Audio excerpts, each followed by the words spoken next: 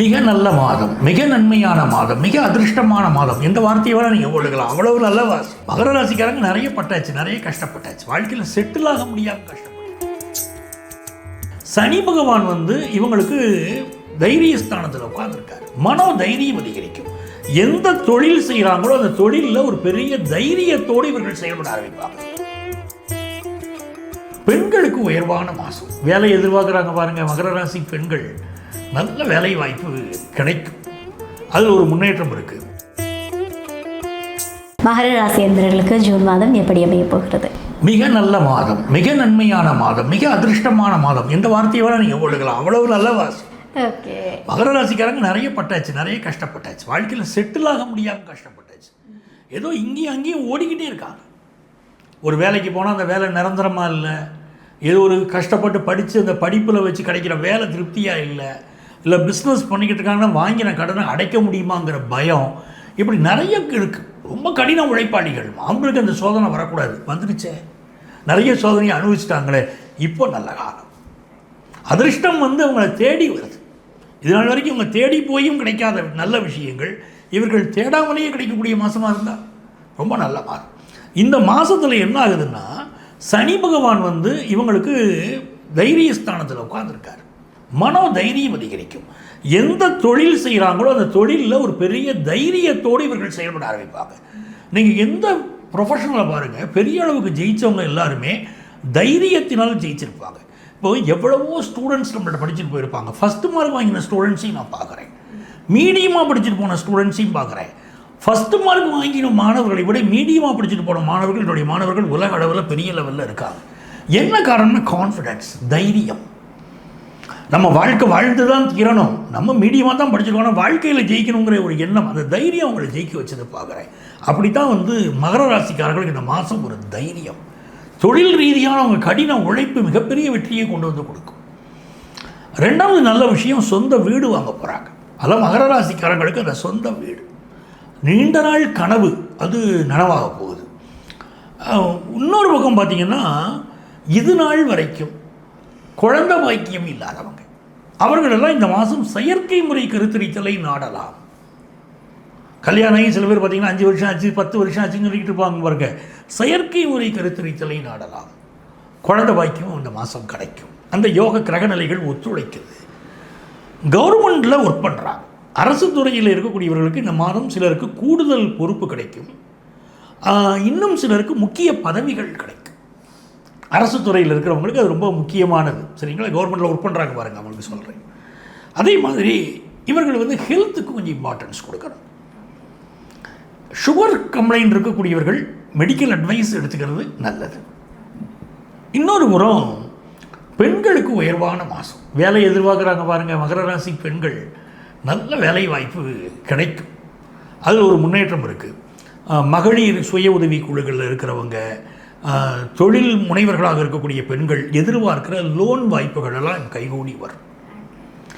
குரு பகவான் தான் இந்த மாதம் உங்களுக்கு பெரிய அதிர்ஷ்டத்தை கொடுக்க போகிற கிரகம். அவருடைய நேரடி பார்வை உங்கள் மேலே விழப்போகுது. அப்போ லைஃப்பில் தொட்டதெல்லாம் வெற்றி. ஒரு பெரிய பிஸ்னஸ் பார்ட்னர் கிடச்சி பிஸ்னஸில் முன்னேறக்கூடிய யோகம், நல்ல ஆசிரியர் கிடச்சி கல்வியில் முன்னேறுற யோகம், எல்லாம் ரொம்ப நல்லா இருக்கும். Super sir. அதாவது மகர ராசி என்பவர்களுக்கு ஜூன் மாதம் தொட்டது எல்லாமே தொடங்க போகுதுன்னு ஒரு அற்புதமான பலனாக கொடுத்துருக்கீங்க. ஸோ மகர ராசி என்பவர்கள் எந்த விஷயத்தில் கவனமாக இருக்கணும்? இவங்களுக்கு ஹெல்த்தை பொறுத்த வரைக்கும் பார்த்திங்கன்னா, காது மூக்கு தொண்டை சம்மந்தப்பட்ட பிரச்சனைகள் இந்த மாதம் இருக்கலாம். அதில் கொஞ்சம் கவனமாக இருக்கணும். சில பேர் வம்பு வழக்குகளில் இவங்களை மாட்டி விடுறதுக்கு முயற்சி பண்ணுவாங்க. ஸோ எந்த ஒரு சிக்கல்லையும் அப்படி மாட்டிக்கிடாமல் இருக்கிறது நல்லது. ஒரு இடத்துல வேலை பார்க்குறீங்க, தவறான டாக்குமெண்ட்ஸ் கொடுத்து வேலையில் சேர்ந்துருப்பாங்க பாருங்கள். அந்த எஜுகேஷனே படிச்சிருக்க மாட்டாங்க, படித்ததா சொல்லி சர்டிஃபிகேட் கொடுத்து சேர்ந்துருப்பாங்க. அப்படி ஒரு சிலருக்கு ப்ராப்ளம் வரலாம். அவங்க கவனமாக இருக்கணும். நான் முதலே சொன்ன மாதிரி ஹெல்த் இஷ்யூஸ், அது கூட கொஞ்சம் அந்த கண் சம்மந்தப்பட்ட பிரச்சனை, சுகர் பிரச்சனை, இது ரெண்டுலையும் கவனமாக இருக்கணும். ஓகே, அதிர்ஷ்டம் தரக்கூடிய மாதமாக இருந்தாலும் ஹெல்த் வைஸ் கவனமாக இருக்கணும். ஒரு அற்புதமான பலன் கொடுத்துருக்கீங்க. ஸோ இப்போ எந்த தெய்வ வழிபாடு சிறந்ததாக இருக்கும்? மகர ராசிக்காரர்களுடைய கடின உழைப்பிற்கும் நல்ல மனதிற்கும் அற்புதமான பலன்களை தரப்போகிற தெய்வம் மதுரை மீனாட்சி. மதுரை மீனாட்சியை போய் இவர்கள் வழிபாடு செய்கிற போது இந்த வருஷம், இந்த மாதம் நீங்கள் எப்படி எடுத்துக்கிட்டாலும் சரி மிகச்சிறப்பாக முன்னேற்றம் வரும். நான் இந்த வருடம் முழுக்கவே இவர்கள் நல்லா இருக்கவும் நான் பாதையை சொல்லிக்கிட்டு இருக்கேன். மதுரை மீனாட்சி வழிபாடு தான். அதுவும் அந்த பள்ளியறை பூஜையில் போய் கலந்துக்கிடணும். என்ன தடை உங்கள் வாழ்க்கையில் இருந்தாலும் தடை விலகணும்னா மதுரை மீனாட்சிக்கு பள்ளியறை பூஜை தினமும் நடக்கும்.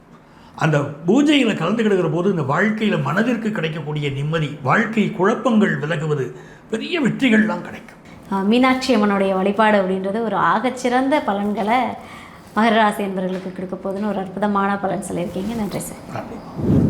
அதாவதுங்கம்மா, ஜூன் மாதத்தில் இப்போ நம்ம ஒரு தமிழ் மாத பலன்கள் பார்க்குறோம் அப்படின்னா என்ன பண்ணுவோம்னா சூரியனை அடிப்படையாக எடுத்துக்கிடுவோம். தினபலன் பார்க்குறோம் வச்சுக்கோங்களேன், அப்போ என்ன சந்திரனை பேஸ் பண்ணி தான் நம்ம பலன்கள் சொல்கிறோம். இதே நீங்கள் வருஷ பலன் கேட்குறீங்க, குரு பயிற்சி பலன் கொடுங்க, ராகு கேது பயிற்சி பலன்கள், அந்த வருஷத்தில் இப்போ என்னென்ன கிரகங்கள் எந்த பொசிஷனில் இருக்குது, சனி பகவான் எப்படி இருக்காருன்னு எடுப்போம். அப்போ இது மாத பலன் அப்படின்னு இருக்கும்போது ஜூன் மாதத்தில் சூரிய பகவான் என்ன பண்ணுறாரு அப்படின்னா அவர் ரிஷப ராசிலேயே இருக்கார், மிதுன ராசிலேயே இருக்கார். ரிஷபம் சொல்கிறது அப்படின்னு பார்த்தீங்கன்னா நல்ல இந்த காலபுருஷ தத்துவம் சொல்கிற மாதிரி அதில் நல்ல காசு வரக்கூடிய ஒரு ஸ்தானம். அப்போது முதல் 15 நாள் இந்த ஜூன் மாதத்தில் நல்ல வரவு வரக்கூடிய அமைப்பு தான் பொதுவாக இருக்கும். அடுத்த 15 நாள் அப்படின்னு பார்த்தீங்கன்னா மக்களுக்கு வணிக நோக்கங்கள் அதிகமாக இருக்கும். ஏன்னா சூரியன் போய் புதனுடைய வீட்டில் உட்காருவார். அப்போ பிஸ்னஸ் சிந்தனைகள், அதே மாதிரி கம்யூனிகேஷன் செக்டாரில் ஒரு பெரிய வளர்ச்சி இதெல்லாம் இருக்கும். எக்ஸ்போர்ட் பிஸ்னஸ் சம்மந்தப்பட்ட சிந்தனைகள் அதிகரிக்கும். ஸ்டூடெண்ட்ஸுக்கு எஜுகேஷன் மீதான ஒரு இன்ட்ரெஸ்ட்டு, நம்ம ஒரு குறிப்பிட்ட எஜுகேஷன் இன்ஸ்டிடியூஷன் சேர்ந்தோம்னா வாழ்க்கையில் ஜெயிக்க முடியும் அப்படிங்கிற அமைப்பு. கலைத்துறையை சேர்ந்தவங்களுக்கு ஒரு பெரிய வளர்ச்சி இந்த காலகட்டத்தில் இருக்கும். அதுக்கு என்ன காரணம் பார்த்திங்கன்னா சுக்கிரன் இந்த மாதம் ஆரம்பிக்கும் போது அவர் மிதுன ராசியில் இருக்கார். அப்புறம் கடக ராசிக்கு அவர் போகிறார். அப்போ மிதுன ராசி, கடக ராசி இதிலெல்லாம் அந்த சுக்கிர பகவான் போகும்போது அந்த சுக்கிரனுடைய அனுக்கிரகம் நீங்கள் ஒருத்தர் நாடகத்துறையில் இருக்காங்க, சினி ஃபீல்டில் இருக்காங்க, அதே மாதிரி வேறு ஒரு பரதநாட்டியம் ஆடுறவங்களாக இருக்காங்க, எல்லாருக்குமே பெரிய எக்ஸ்போஷர் இப்போ கிடைக்கும். ஸோ இந்த ஜூன் மாதம் அந்த யோகமான மாதமாக அவங்களுக்கு இருக்குது. இந்த மாதத்துடைய கிரகநிலைகள் எப்படி இருக்குன்னு பார்த்தீங்கன்னா மேஷத்தில் செவ்வாய் பகவான் அமர்ந்திருக்கார். அப்போது ஒரு ஒரு உக்கிரமான ஒரு வேகமான செயல்பாடுடைய மாதம்னா இந்த மாதம். இந்த செவ்வாய் பார்த்தீங்கன்னா இந்த மாதத்தில் அதுக்கப்புறம் செவ்வாய் மேஷத்தில் இருக்கக்கூடிய செவ்வாய் ரிஷபத்தில் சூரிய பகவான் இருக்காருங்கிறேன், மிதுனத்தில் சுக்கிரனும் புதனும் மாத துவக்கத்தில் இருக்காங்க. கடக ராசியை பார்த்து இந்த மாதம் குரு பகவான் வந்துடுறார். மாதம் துவங்கின 1ஆம் தேதியே குரு பகவான் கடகராசிக்கு பயிற்சி அடைகிறார். ஒரு நல்ல பயிற்சி மாதம், பெரிய அளவுக்கு வளர்ச்சி கொடுக்குமா. அதே மாதிரி ராகு கேது பார்த்தீங்கன்னா கேது சிம்மத்திலையும் ராகு கும்பத்திலையும் இருக்கிறார். அப்போ இந்த குழந்தை பிறப்பு விகிதம், அது அந்த குழந்தை பெற்றுக்கிறதுக்குரிய ஒரு நாட்டம் குறைவு, இதெல்லாம் இந்த காலகட்டத்தில் இருக்கும். பொழுதுபோக்கு விஷயங்கள் இருக்குது பாருங்க, ரொம்ப ஜாலியாக லைஃப்பை என்ஜாய் பண்ணுறது இல்லைங்களா, இதில் கொஞ்சம் கவனத்தோடு செயல்பட வேண்டிய ஒரு மாதம். ஓகே, சரிங்களா. அப்போ இதே மாதிரி அரசாங்கம் பல நல்ல திட்டங்களை எடுக்கும். குரு கடகத்தில் உட்கார்றார் அப்படின்னா கடகராசியை சேர்ந்தவர் தான் இப்போ நாட்டையே ஆள்றார் இல்லையா, கடகராசி கடக லக்னத்தை சேர்ந்தவர். அப்போ குரு உட்காரும்போது அவருக்கு ஒரு நல்ல சப்போர்ட் கிடைக்கும். அப்போ நிறைய நலத்திட்டங்கள் இந்த ஜூன் மாதம் தமிழகத்திற்கு கிடைக்க போகுது.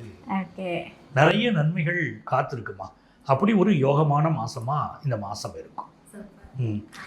அப்புறம் இந்த மாதத்தில் நம்ம தெரிஞ்சுக்கிட வேண்டிய விஷயம் என்ன கேட்டிங்கன்னா, யாருக்கெல்லாம் ஜாப் ரீதியாக பெரிய ப்ராப்ளம் இருந்ததோ, இன் ஜென்ரல் ஜாப் ரீதியாக ப்ராப்ளம் இருக்கிறவங்க இந்த ராசியை சேர்ந்தவங்க யாருக்கு என்ன ஜாப் ரீதியாக ப்ராப்ளம் இருந்தாலும் அந்த ப்ராப்ளங்களெல்லாம் இப்போ சால்வ் ஆகும். நிறைய பேருக்கு இப்போ வேலையில்லா திண்டாட்டம் இருந்துக்கிட்டு இருக்கும்.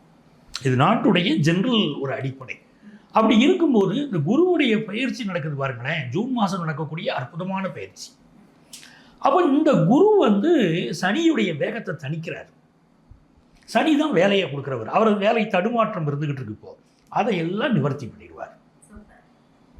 அப்போ இந்த ஜூன் மாதம் எவ்வளவு நல்ல மாதமாக அமையுது. நிறைய பேர் தங்கம் வாங்குவாங்க. நம்ம பிரைம் மினிஸ்டரே சொல்லிட்டாரு, ஏகப்பட்ட பேர் தங்கம் வாங்குறாங்க, வாங்குறது குறைங்கிறார். தங்கம் வாங்குறத 1 இயர் அவாய்ட் பண்ணுங்க, வீட்டில் கல்யாணம் இருந்தால் கூட அவாய்ட் பண்ணுங்கிறார். நம்ம மக்கள் ஆனால் இப்போ நிறைய தங்கத்தை விரும்பி வாங்குவாங்க. அப்படிப்பட்ட ஒரு அமைப்பு இருக்கும். விலைவாசி அதிகரிக்கும். இந்த ஜூன் மாதம் நமக்கு விலைவாசிகள் அதிகரிக்கும். அதில் வந்து மக்களுக்கு வாங்குகிற சக்தி இருக்குது அப்படின்னு சொன்னால் கூட விலைவாசி அதிகம் வந்து சில பாதிப்புகளை கொடுக்கும் இல்லையா? ஸோ அதில் கவனமாக இருக்கணும். நான் சொல்கிறேன், வருமானம் வரக்கூடிய மாதம் தான், இல்லாத மாதம் கிடையாது. இருந்தாலும் விலைவாசி அதிகரிக்கும் போது மக்களுக்கு அது வாங்கும் திறனுக்கு சில தட்டுப்பாடுகள் வருது பாருங்கள். ஆனாலும் தங்கம் வாங்கி விரும்பி வாங்குவாங்க, அந்த அமைப்பு இருக்கும். ஸோ ஒரு நல்ல மாதமாக அந்த ஜூன் மாதம் நம்ம ராசிக்கு அமையுது.